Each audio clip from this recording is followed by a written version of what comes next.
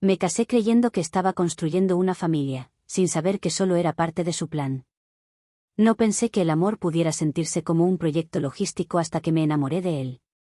No lo digo de forma romántica. Lo digo de forma literal. Horarios, turnos, papeles, fechas, cuentas. Todo tenía que encajar para que lo nuestro funcionara. Y durante mucho tiempo, creí que ese esfuerzo compartido era una prueba de compromiso. Hoy sé que era otra cosa, pero entonces no lo cuestionaba. Estaba enamorada y eso, a veces, vuelve silenciosas las dudas más importantes. Nos conocimos cuando yo ya tenía una vida armada. No perfecta, pero estable. Un trabajo fijo, un pequeño círculo de personas que me conocían bien y una idea clara de lo que quería a futuro, una familia tranquila, construida sin prisa, con alguien que estuviera dispuesto a caminar conmigo, no detrás ni delante. Él llegó como alguien que parecía entender eso desde el primer momento. Atento. Cariñoso. Con historias difíciles, sí, pero contadas de una manera que despertaba empatía, no sospecha. Me habló de sacrificios, de lo duro que había sido dejar a su familia atrás. De lo mucho que soñaba con empezar de nuevo. Yo escuchaba y, sin darme cuenta, empecé a ocupar el lugar de quien cree que puede ser hogar para alguien más. No porque me lo pidiera directamente, sino porque sabía decir las palabras justas.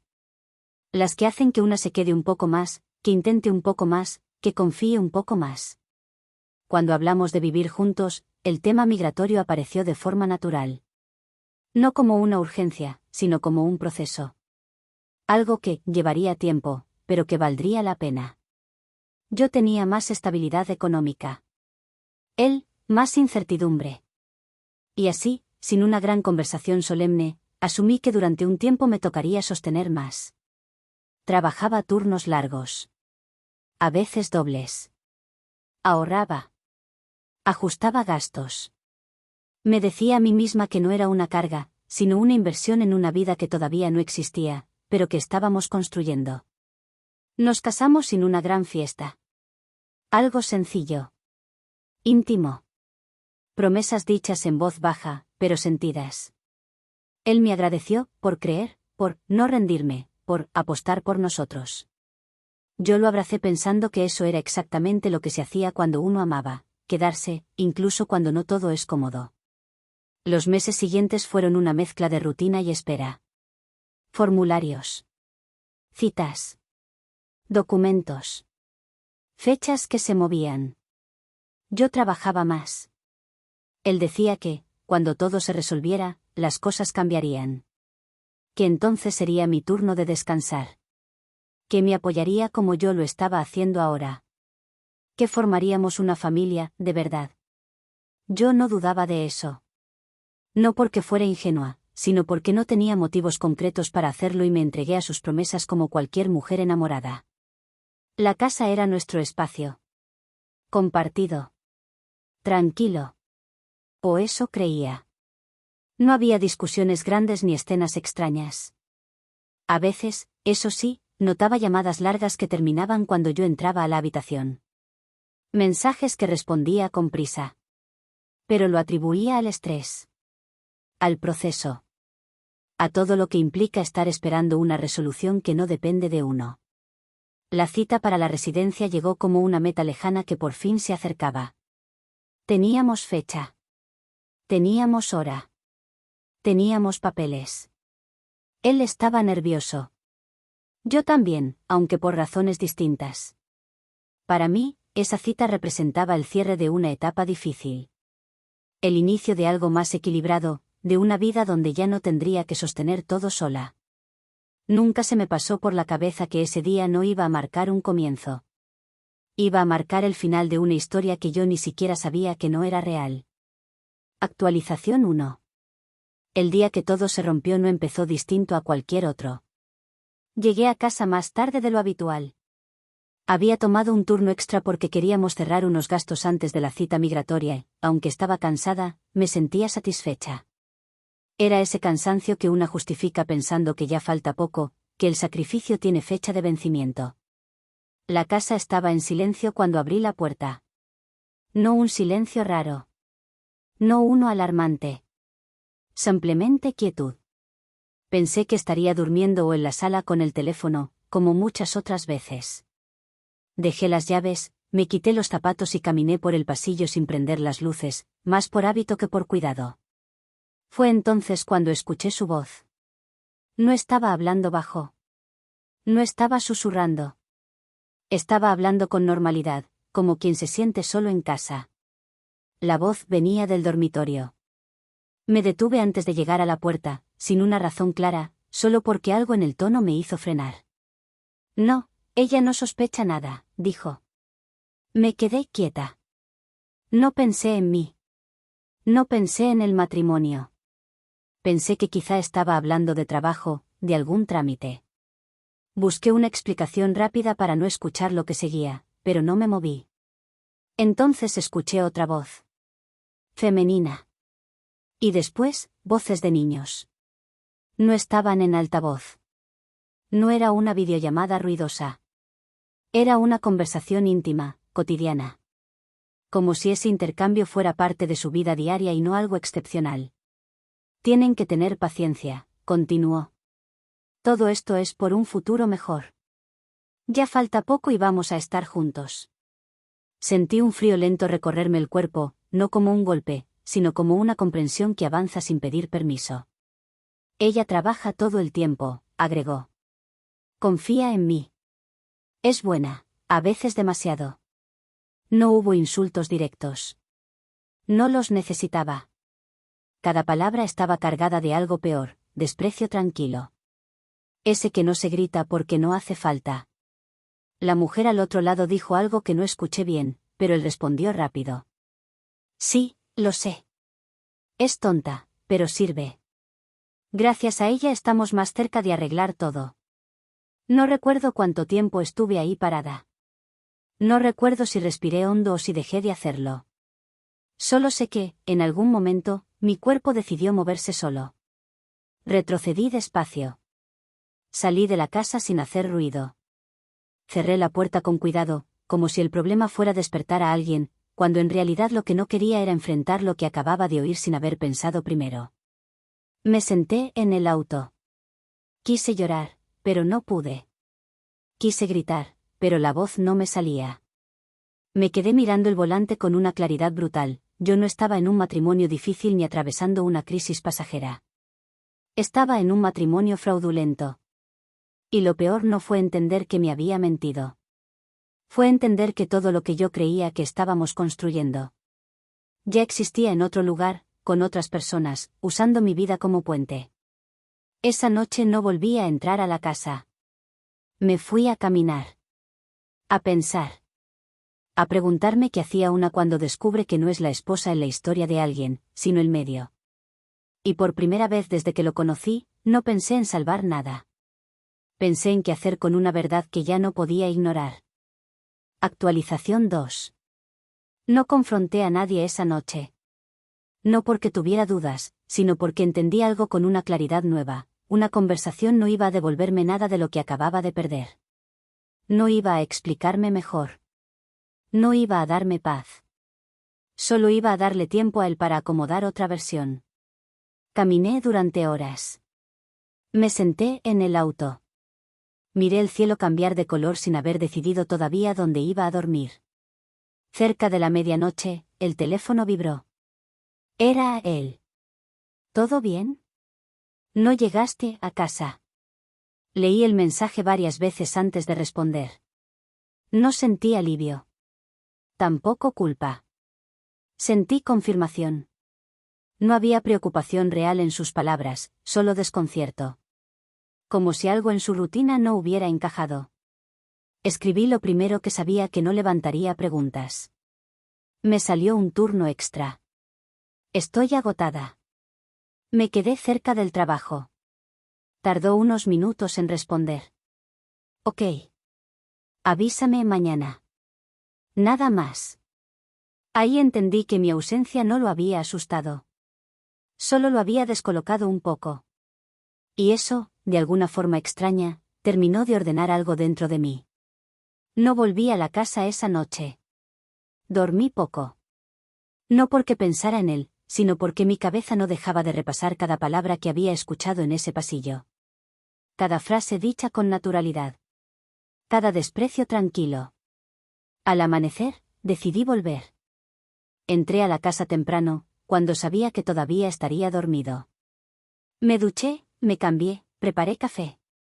Me senté unos minutos en la cocina, respirando despacio, como si estuviera ensayando una versión de mí misma que todavía no terminaba de conocer. Cuando salió del dormitorio, me miró con normalidad. ¿Todo bien en el trabajo?, preguntó.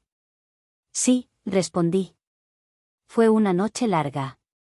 No preguntó más. No quiso saber detalles. No notó nada raro en mi voz. Desayunamos juntos. Habló de la cita migratoria. De lo nervioso que estaba. De lo agradecido que se sentía conmigo por todo lo que estaba haciendo. Yo asentía, escuchaba atenta y respondía lo justo.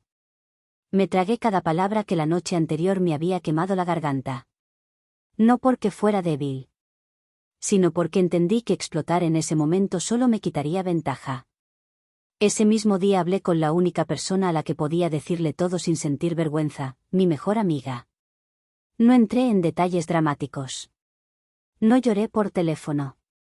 Solo dije la frase que me pesaba en el pecho desde la noche anterior.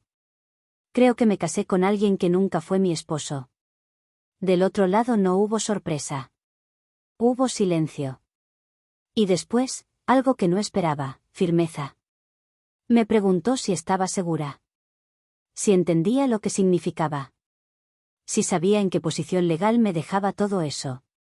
La palabra fraude apareció ahí, por primera vez, sin rodeos. No como insulto sino como definición. Fue ella quien me insistió en que hablara con un abogado. No para vengarme. Para protegerme. Para entender que había firmado, que estaba sosteniendo y que podía pasar si decidía no hacer nada. Esa misma semana tuve la primera conversación legal. Escuché más de lo que hablé. Respondí preguntas. Dije fechas. Expliqué lo que había oído con detalle. Nadie me habló de castigos ni de revancha. Me hablaron de consecuencias, de riesgos y de responsabilidad. Esa noche volví a dormir en la misma cama que él. No por amor. No por perdón. Sino porque mi decisión ya estaba tomada y yo necesitaba que nada cambiara antes de tiempo. Él se durmió rápido. Yo me quedé despierta, mirando el techo, con una certeza nueva acomodándose en el pecho. Mi duelo había empezado en silencio. Y lo que venía después ya no tenía que ver con salvar nada. Sino con dejar de ser parte de una mentira que no era mía. Actualización final. El día de la cita llegó sin dramatismo. Nos levantamos temprano. Desayunamos casi en silencio. Él estaba nervioso, pero era un nerviosismo optimista, casi alegre. Hablaba de planes, de buscar un trabajo mejor apenas todo se resolviera, de, por fin empezar nuestra vida de verdad. Yo lo escuchaba como se escucha a alguien que ya está hablando desde un lugar al que una no va a regresar. En el camino a la oficina de inmigración me tomó la mano. Gracias por todo lo que hiciste por mí, dijo. De verdad. Nunca voy a olvidarlo. No respondí. No porque no tuviera palabras, sino porque cualquier palabra habría sido una mentira más, y yo ya no estaba dispuesta a sostener ninguna.